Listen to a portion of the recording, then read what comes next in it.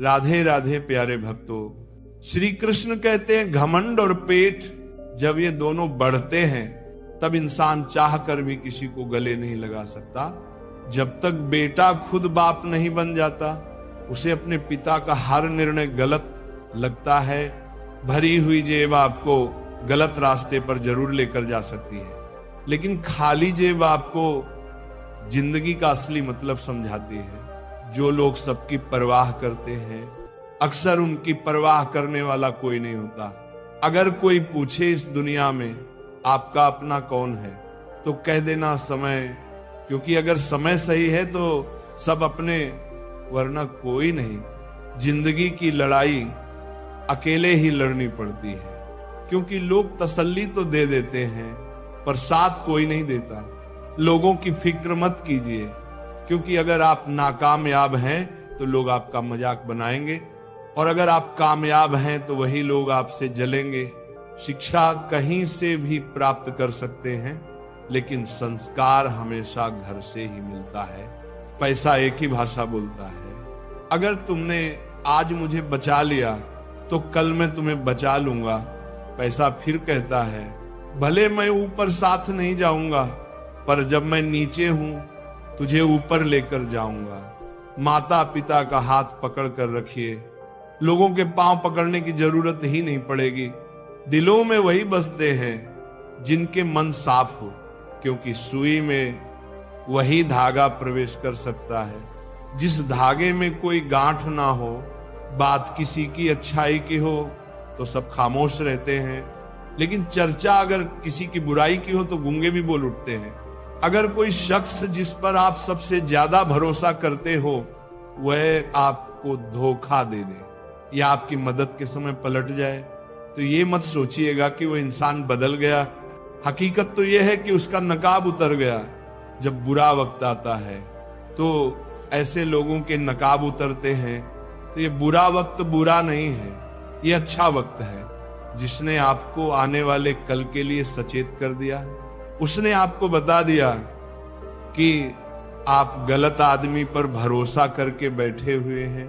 दिल के सच्चे लोग भले ही जीवन में अकेले रह जाते हैं, लेकिन ऐसे लोगों का साथ भगवान जरूर देते हैं। मत चाहो किसी को इतना कि बाद में रोना पड़े, क्योंकि यह दुनिया दिल से नहीं जरूरत से प्यार करती है। बात कड़वी है पर सच है। पुत्र की परख विवाह के बाद, पुत्री की परख जवानी में, पति की परख पत्नी की बीमारी में, पत्नी की परख पति की गरीबी में, मित्र की परख मुसीबत में, भाई की परख लड़ाई में, बहन की परख जायदाद में, और औलाद की परख बुढ़ापे में होगी। तू मुझे संभालता है, ये तेरा उपकार है मेरे दाता, वरना तेरी मेहरबानी के लायक मेरी हस्ती कहाँ। मैं रोज गलती करता हूँ, तू छुपाता है अपनी बरकत से। मैं मजबूर हूँ अपनी आदत से, तू मशहूर है अपनी रहमत से। तू वैसा ही है जैसा मैं चाहता हूँ, बस मुझे वैसा बना दे जैसा तू चाहता है। श्री कृष्ण कहते हैं जिंदगी की रेस में जो लोग आपको दौड़कर नहीं हरा पाते हैं वही आपको तोड़कर हराने की कोशिश करते हैं। कृष्ण कहते हैं मत सोच रे बंदे इतना जिंदगी के बारे में। मैंने ये जिंदगी दी है तो कुछ सोचा होगा तेरे बारे में। जरूरी नहीं कि हर समय जुबान पर भगवान का नाम आए, वह लम्हा भी भक्ति का ही होता है। जब इंसान के काम आए, दिया माटी का हो या फिर सोने का, ये महत्व की बात नहीं है, परंतु अंधेरे में प्रकाश कितना देता है ये महत्वपूर्ण बात है। इसी तरह कौन गरीब है या अमीर ये महत्व की बात नहीं, वक्त पर कौन मददगार होता है ये महत्वपूर्ण बात है। जिंदगी एक खेल है, जीतोगे तो सफल बन जाओगे और हार जाओगे तो समझदार बन जाओगे। लेकिन सफल बनने के लिए पहले समझदार बनना जरूरी है। इसका मतलब जीतने से पहले हारना जरूरी है। निंदा से मत डरो, निंदा उसकी होती है जो जिंदा होता है। मरे हुए की तो बस तारीफ होती है। बुराई भी होना जरूरी है। अगर हर रोज तारीफ मिलेगी तो आप कभी जिंदगी में आगे नहीं बढ़ पाओगे। हमेशा ये बात याद रखना, ऊपर वाला अच्छे लोगों का इम्तिहान तो जरूर लेता है, पर साथ कभी नहीं छोड़ता। रिश्तों में वैसा ही संबंध होना चाहिए जैसा हाथ और आंख का होता है। हाथ पर चोट लगती है तो आंखों से आंसू निकलते हैं, और आंसू आने पर हाथ ही उनको साफ करता है। दिमाग से बने रिश्ते बाजार तक चलते हैं, और दिल से बनाए रिश्ते शमशान तक। बारात में दूल्हा सबसे पीछे और दुनिया आगे चलती है। मयत में जनाजा आगे और दुनिया पीछे चलती है। यानी दुनिया खुशी में आगे और दुख में पीछे हो जाती है। जब कोई दिल दुखाए तो सबसे बेहतर है कि हम चुप हो जाएं, क्योंकि जिन्हें हम जवाब नहीं देते उन्हें फिर वक्त जवाब देता है। जिंदगी में जितना शांत रहोगे उतना ही अपने आप को मजबूत पाओगे, क्योंकि लोहा ठंडा होने पर ही मजबूत होता है। जब ऊपर वाला आपसे कुछ वापस लेता है तो ये मत सोचो कि उसने आपको दंड दिया है। हो सकता है उसने आपका हाथ खाली किया हो। पहले से कुछ और बेहतर देने के लिए कर्म वह नहीं जिसका परिणाम हमेशा सही हो, बल्कि सही कर्म वह है जिसका उद्देश्य कभी गलत ना हो। बेइज्जती का जवाब इतनी इज्जत से दीजिए कि सामने वाला भी शर्मिंदा हो जाए। कुछ रास्तों पर आप अकेले ही चलते हैं, ना कोई परिवार, ना कोई दोस्त, ना कोई साथी, बस आप और आपकी हिम्मत। सच्चा मित्र वही है जो उस समय में भी आपके साथ खड़ा हो जब सारी दुनिया आपके खिलाफ है। गीता में लिखा है, यदि कोई आपको अच्छा लगता है तो अच्छा वो नहीं, अच्छे आप हैं, क्योंकि उसमें अच्छाई देखने वाली नजर आपके पास है। अगर कोई अकेला है तो इसका मतलब ये नहीं कि उसे कोई पसंद नहीं करता, बल्कि वो अकेला इसलिए है क्योंकि उसने दुनिया की औकात जान ली है। जो इंसान बुरे समय में भी मेहनत करता रहता है, उसका बुरा समय भी अच्छे समय में बदल जाता है।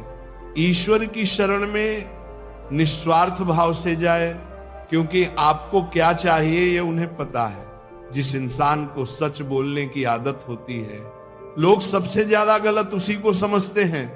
भरोसा यदि श्री कृष्ण पर हो तो वो सिर्फ कृपा ही नहीं करते, सारथी भी बन जाते हैं। मीठा झूठ बोलने से अच्छा है कड़वा सच बोला जाए। इससे आपको सच्चे शत्रु जरूर मिलेंगे, लेकिन झूठे मित्र नहीं। बुरे कर्म करने नहीं पड़ते, हो जाते हैं, और अच्छे कर्म होते नहीं, करनी पड़ते हैं। लोग नजरअंदाज तभी करते हैं जब उन्हें कोई बेहतर मिल जाता है, या फिर स्वयं किसी बेहतर व्यक्ति की तलाश में होते हैं। इतना मत बोलिए कि लोग आपके चुप होने का इंतजार करें, बल्कि इतना बोलकर चुप हो जाइए कि लोग आपको दोबारा सुनने का इंतजार करें। खूबियां देखकर तो कितने ही प्यार जताएंगे। जिंदगी में जगह उसे दो जो कमियां देखकर भी साथ ना छोड़े। आजकल जरूरत से ज्यादा अच्छा होना भी जरूरत से ज्यादा जलील करवा देता है। कभी उसको नजरअंदाज ना करो जो तुम्हारी बहुत परवाह करता हो, वरना किसी दिन आपको एहसास होगा कि पत्थर जमा करते हुए आपने एक हीरा गवा दिया। जिंदगी का रास्ता बना बनाया नहीं मिलता, स्वयं को बनाना पड़ता है, और जिसने जैसा रास्ता बनाया है उसे वैसी ही मंजिल मिलती है।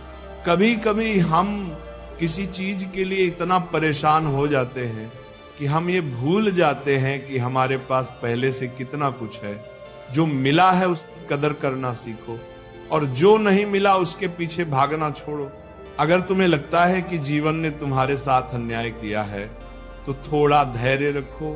कुछ समय बाद जब तुम पीछे मुड़कर देखोगे तो तुम्हें समझ आएगा कि हर चीज अपने सही वक्त पर सही तरीके से हुई थी। कई बार जीवन तुम्हें किसी बड़े नुकसान से बचाने के लिए वो चीज नहीं देता जिसकी तुमने इच्छा की थी। इसलिए अगर कुछ छूट गया है तो दुखी मत हो, बल्कि ये सोचो कि शायद ये तुम्हारे भले के लिए हुआ है। हम अक्सर ये सोचते हैं कि हमें जो चाहिए वही सबसे अच्छा है, लेकिन जीवन को हमसे ज्यादा पता होता है कि हमारे लिए क्या सही है। इसीलिए अगर कुछ नहीं मिला तो इसका मतलब है कि कुछ और बेहतर तुम्हारे लिए इंतजार कर रहा है। हर चीज जो जीवन में घटती है वह किसी ना किसी कारण से होती है। हम अक्सर उस कारण को उसी वक्त नहीं समझ पाते, लेकिन जब समय बीतता है तब हमें एहसास होता है कि जो हुआ वह हमारे भले के लिए था। अगर कोई चीज तुम्हारे पास आकर भी दूर चली गई तो इसका मतलब ये नहीं कि वह तुम्हारी नहीं थी। इसका यह भी मतलब हो सकता है कि वह तुम्हें किसी और रूप में, किसी और समय पर मिलने वाली है। जो तुम्हारे लिए लिखा गया है वो किसी भी हाल में तुम्हें मिलेगा, लेकिन तब जब तुम उसके लिए पूरी तरह तैयार हो जाओगे। जीवन पहले आपको योग्य बनाता है, फिर आपको वो चीज देता है जिसकी आपने इच्छा की थी। जो चीज अभी आपके पास नहीं है, हो सकता है वो आपको तब मिले जब आपको उसकी सबसे ज्यादा जरूरत। इसीलिए जीवन के फैसलों पर सवाल मत उठाओ, बस भरोसा रखो कि हर चीज सही वक्त पर आपके पास आएगी। कभी कभी आप जिस चीज को अपनी सबसे बड़ी असफलता समझते हो, वही आपकी सबसे बड़ी सीख बन जाती है। जीवन में कुछ भी व्यर्थ नहीं जाता, हर अनुभव आपको आगे बढ़ने के लिए तैयार करता है। बस खुद पर विश्वास रखिए। अगर आपने किसी चीज के लिए पूरी मेहनत कर ली और फिर भी वो आपको नहीं मिली, तो समझ लो कि वह आपके लिए बनी ही नहीं थी। जीवन हमेशा आपको वही देगा जो आपके विकास के लिए आवश्यक होता है, जो आपके जीवन में होना तय है। वह किसी भी हाल में आपके पास आएगा, लेकिन जब तक वह नहीं आता तब तक खुद को उसके योग्य बनाओ। जीवन में कुछ भी संयोग से नहीं होता, हर चीज का अपना समय और कारण होता है। जीवन का हर मोड़ हमें किसी ना किसी कारण से मिलता है। जो कुछ भी आपके लिए तय किया गया है वह अपने ही समय पर आपके पास आएगा। इसे पाने के लिए आपको केवल धैर्य और विश्वास रखना होगा। श्री कृष्ण कहते हैं, जब जीवन के मार्ग पर अंधकार छा जाए, जब बाहर के सभी सहारे साथ छोड़ दे, तब मनुष्य यदि मेरे स्मरण में लग जाए तो वो अपने भीतर ऐसा प्रकाश पा जाता है जो संसार की किसी शक्ति से दबाया नहीं जा सकता। जब हम जीवन में किसी संकट से गुजरते हैं, जैसे किसी अपने का बिछड़ जाना, असफलता का सामना करना, बीमारी या धन की कमी, तब ऐसा लगता है मानो हर दिशा से रास्ते बंद हो गए हों। हम सोचते हैं कि अब क्या करें, किसका सहारा लें। ऐसे समय में अक्सर इंसान बाहरी सहायता ढूंढता है, किंतु उसे यह समझ नहीं आता कि असली शक्ति तो उसके भीतर है, और वह शक्ति जागती है भगवान के स्मरण से। जब मनुष्य भगवान का स्मरण करता है, चाहे वो श्री कृष्ण हो, राम हो, शिव हो या कोई भी स्वरूप, तो उसका मन एक गहरे शांत स्रोत से जुड़ जाता है। श्रीमद् भगवद गीता में श्री कृष्ण ने कहा है, जो मनुष्य निरंतर मेरा चिंतन करते हैं उनकी आवश्यकताओं की पूर्ति मैं स्वयं करता हूं।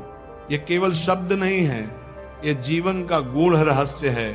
संकट में जब हम भगवान को पुकारते हैं, वह सुनते हैं, लेकिन उससे पहले हमारा हृदय हल्का होता है, हमारी घबराहट कम होती है। जिस मानसिक तनाव में हम फंसे होते हैं वो छंटने लगता है।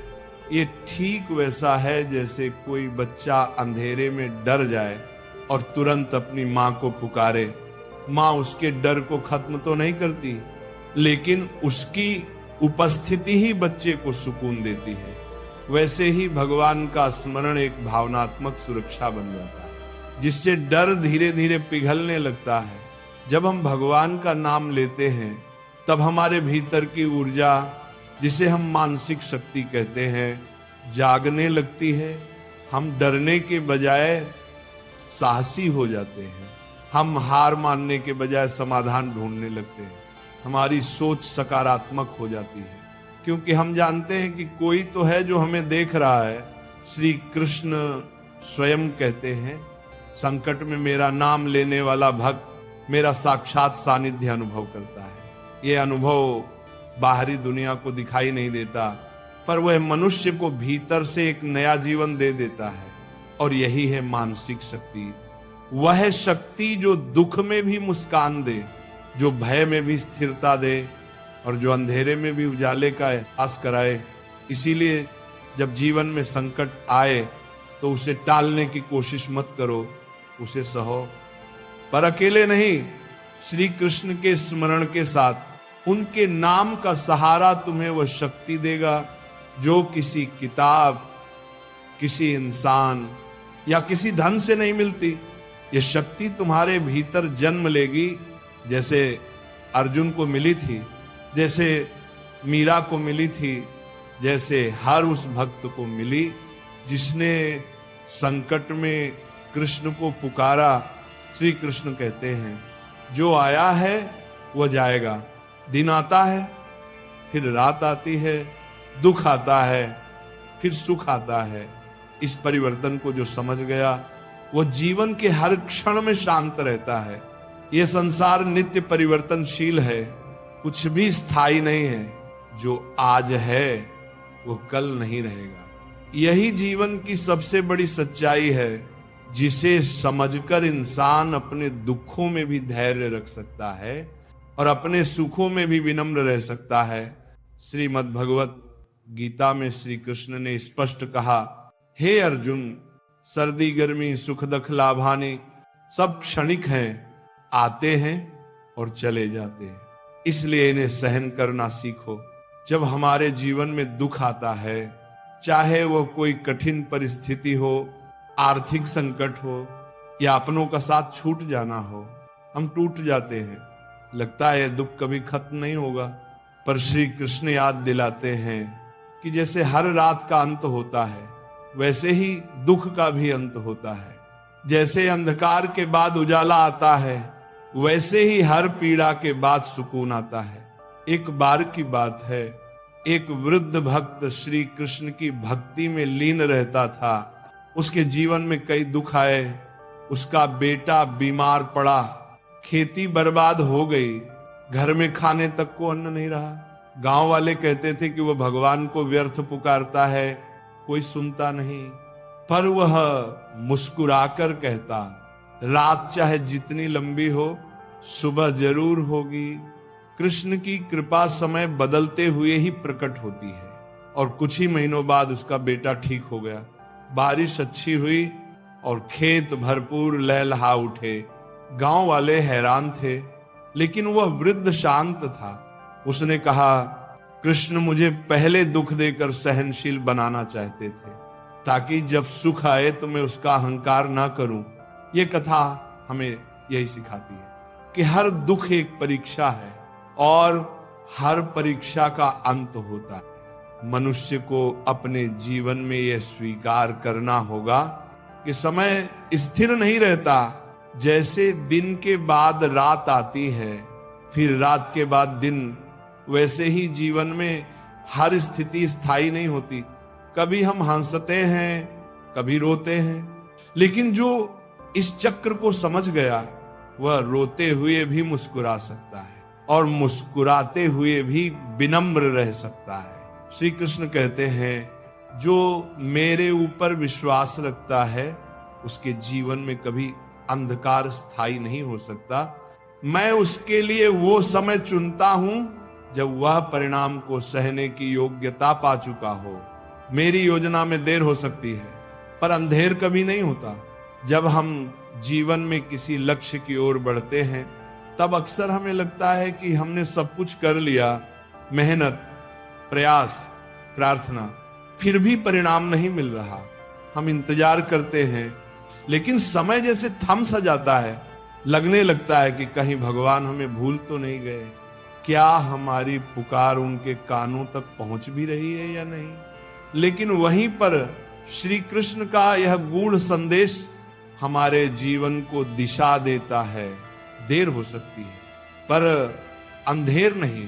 जरा सोचिए, अगर बीज बोते ही फसल उग जाए तो क्या वह मजबूत होगी? नहीं, उसे धरती की गहराइयों में रहना होता है, अंधकार सहना होता है, पानी और धूप की प्रतीक्षा करनी होती है। और जब समय आता है तब वह अंकुरित होता है, पनपता है और फिर विशाल पेड़ बनता है। ईश्वर का कार्य भी कुछ ऐसा ही है।